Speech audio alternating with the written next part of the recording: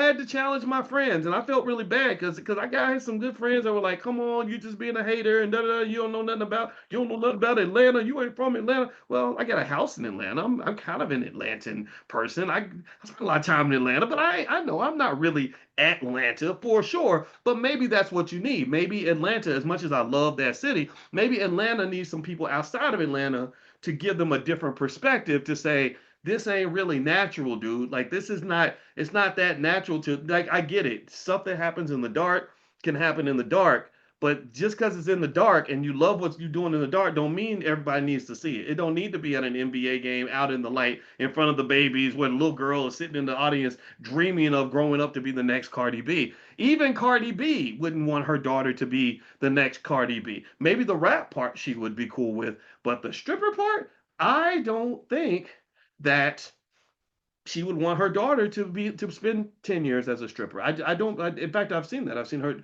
literally turn off the music when her daughter walks in the room and try to get her daughter a different experience. So there's more to that. There's more like all the research on the strip clubs.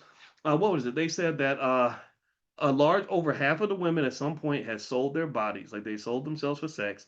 A lot of them owed money. Somehow they owed money to the strip clubs, which makes it almost like a type of like sharecropping, sharecrop 304 sharecropping or something. I don't know. Like it was like kind of weird. Also they talked about drugs and alcohol. A large percentage of them have drug or alcohol problems because they have to disassociate to deal with the toxicity of the environment. I mean, you're literally getting sexually harassed the entire time that you're there, and it's legal and it's okay, and just because they're smiling doesn't mean that they like it. And I would say I would encourage all the men out here to just kind of think about that a little bit, man. I mean, I don't want to mess up nobody's fun, but when I saw that Magic City thing and the Atlanta Hawks trying to sort of submit Magic City as some sort of magical black experience, I was like, nah.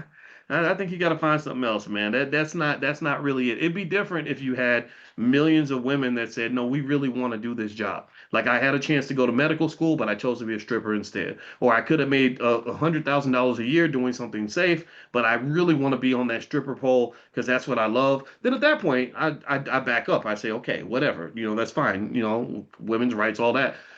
But it doesn't seem that way. It seems like most people that are in that job are trapped, and they're trapped by financial insecurity. So if you really care about black people, like let's do a consciousness exercise really quick because I really want us to make the main thing and really get to the business of solving problems. So I want to ask you this question, like, so do Black Lives Matter to you? Give me a yes if Black Lives Matter. Give me a yes if you care about the well-being of black people. Give me a yes if you care about our girls, care about our boys, care about our people. Give me a yes. How many of y'all are pro-black? Like I want black people doing better. I want them happy and all that, right?